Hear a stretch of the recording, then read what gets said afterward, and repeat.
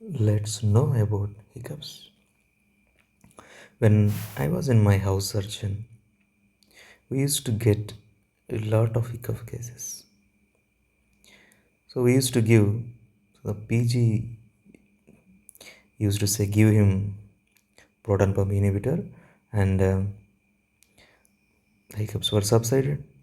Again and again, we used to get the same cases. There is another scenario when I was in a PG. In my PG, I used to get a lot of cases of hiccups, intractable cases of hiccups. That is, the hiccups persistent for more than 1 month, even with medications. Like, I used to get a patient.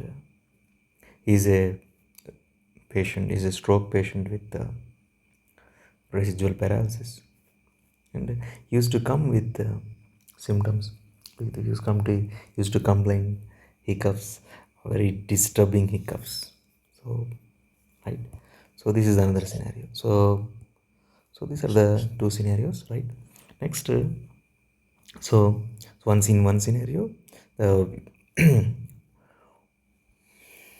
next happens in hiccups. So what happens in hiccups? What happens in hiccups? So there is diaphragmatic contraction.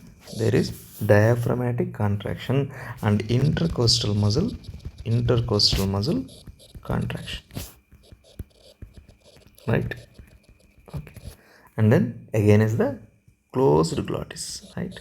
Closed glottis. This is what happens in hiccups, right? And then, so what is the efferents? So what are the efferents and what is the efferent, and where is the center located? Let's see. So the center located is in the medulla oblongata. Hiccup center is located in the medulla oblongata. So the afferent is the vagus nerve. The afferent is the vagus nerve, right? The vagus nerve is the afferent.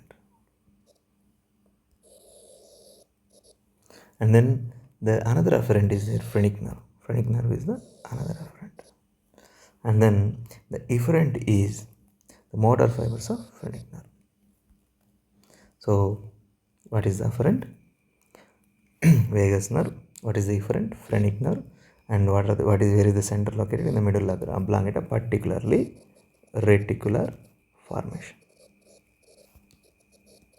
In the medulla oblongata, where is the center located? It is located in the reticular formation. Next, so this is about the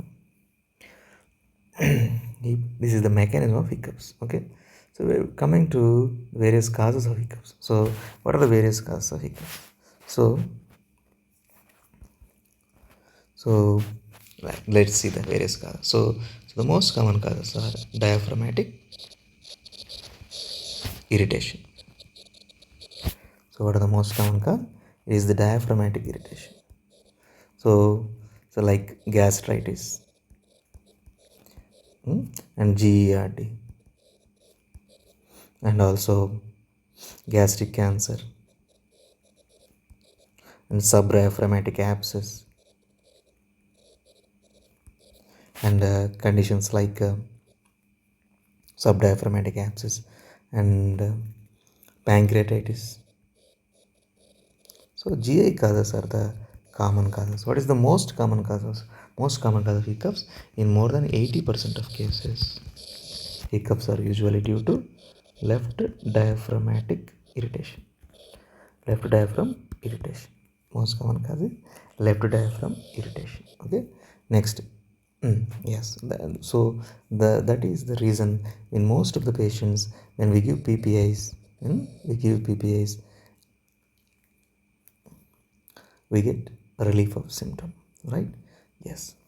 So these are the GI causes, or the causes which are responsible for hiccups. And then so like vagus and phrenic nerve irritation causes like pleuritis and pneumonia, and also pericarditis, and also myocarditis, and the myocardial infarction, and also the conditions like in neck and irritation of vagus and phrenic irritation in neck like goiter, and lymphadenopathies or malignancies in neck, Like, and also, what are the insults to cerebrovascular accidents? Insults to CNS, like cerebrovascular accidents causing medulla oblongata, pathology in medulla oblongata, like CVA, and also encephalitis,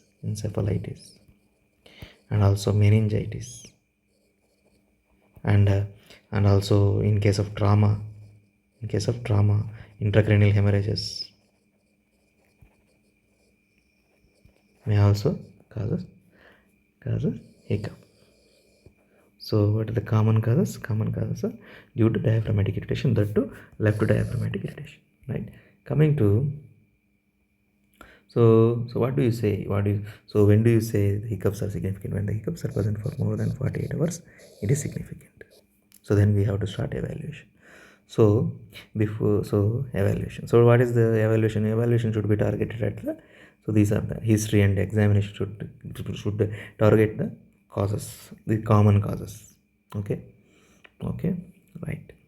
Next, coming to the, so treatment of the hiccups. Like, so initially we can try some maneuvers like Valsalva maneuver for 5 to 10 seconds, breath holding for 5 to 10 seconds, and also swallowing teaspoon of dry granulated sugar, and also forcible traction on tongue, and biting a lemon, and pressing gently but firmly on eyeballs. That is next, while sitting, pulling the knees to the chest.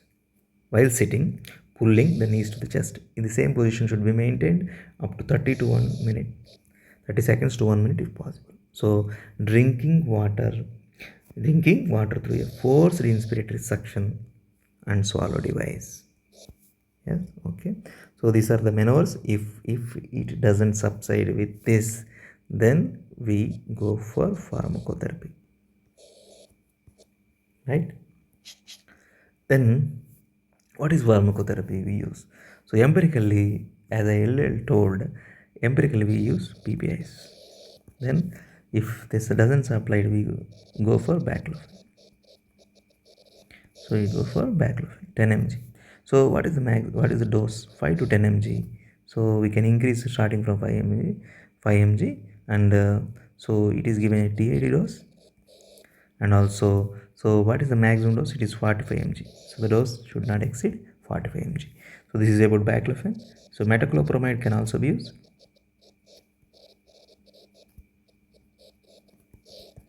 Metoclopramide can also be used. So what is the dose? Same 5 to 10 mg. Maximum dose should not exceed 50, right? So this is about metoclopramide. Gabapentin can also be used. Next, coming to the next, if the above medication fails, then we go for chlorpromazine.